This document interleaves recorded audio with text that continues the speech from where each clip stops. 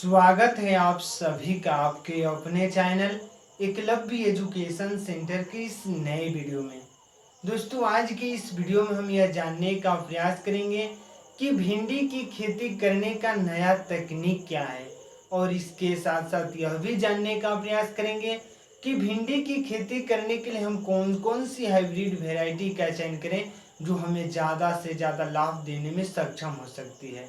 और इसके साथ यह भी जान लेंगे कि हम आज 60 से 65 दिन में अपने भिंडी की फसल से लाभ प्राप्त करने में सफल कैसे हो सकते हैं।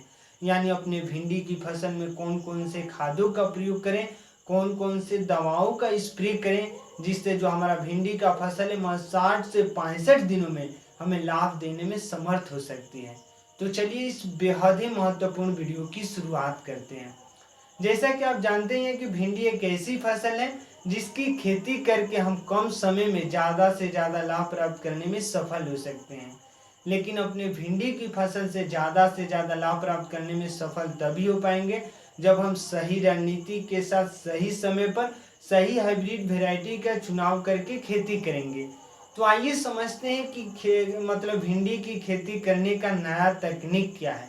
तो उसमें सबसे पहला तकनीक यही है कि हमें अच्छे तरीकों से हाइब्रिड वैरायटी का चयन करना होगा। तो सबसे पहला जो हाइब्रिड वैरायटी है वो है सिजेंटा ओकरा OH 102, और यह भिंडी की खेती करने के लिए बेहद उन्नत किस्म का बीज माना जाता है।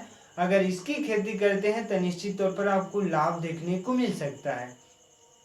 और उसी क्रम में जब हम आगे की ओर बढ़ते हैं तो अगला है श्रीराम प्राइवेट लिमिटेड कंपनी का झिलमिल F1 हाइब्रिड वैरायटी। यानी झिलमिल F1 हाइब्रिड वैरायटी की खेती लगभग सभी प्रकार की मिट्टी में किया जा सकता है। जैसे बलुई दोमट मिट्टी में भी कर सकते हैं, काली मिट्टी में भी कर सकते हैं। अगर जलोढ़ मिट्टी में भी करें तो निश्चित तौर पर आपको लाभ देखने को मिल सकता है। तो इस तरह से आपके सामने दो ऑप्शंस मौजूद हैं। यानी श्रीराम प्राइवेट लिमिटेड कंपनी का F1 हाइब्रिड वैरायटी का चयन करते हैं तो भी आपको लाभ देखने को मिल सकता है, और सिजेंटा ओकरा OH 102 अगर इनमें से किसी एक का चयन करते हैं और खेती करते हैं तो निश्चित तौर पर आपको अपने भिंडी की फसल से ज़्यादा लाभ देखने को मिल सकता है। और इसके साथ साथ यह भी ध्यान में रखना होगा कि केवल भिंडी के हाइब्रिड वैरायटी के चयन कर लेने से ही हम अपने भिंडी की फसल से ज़्यादा लाभ प्राप्त करने में सफल नहीं हो पाएंगे। हमें अच्छे तरीकों से खादों का भी प्रयोग करना है। खाद की बातें करते हैं तो हम नाइट्रोजन, फास्फोरस, जाइम, जिंक जैसे खादों का प्रयोग कर सकते हैं।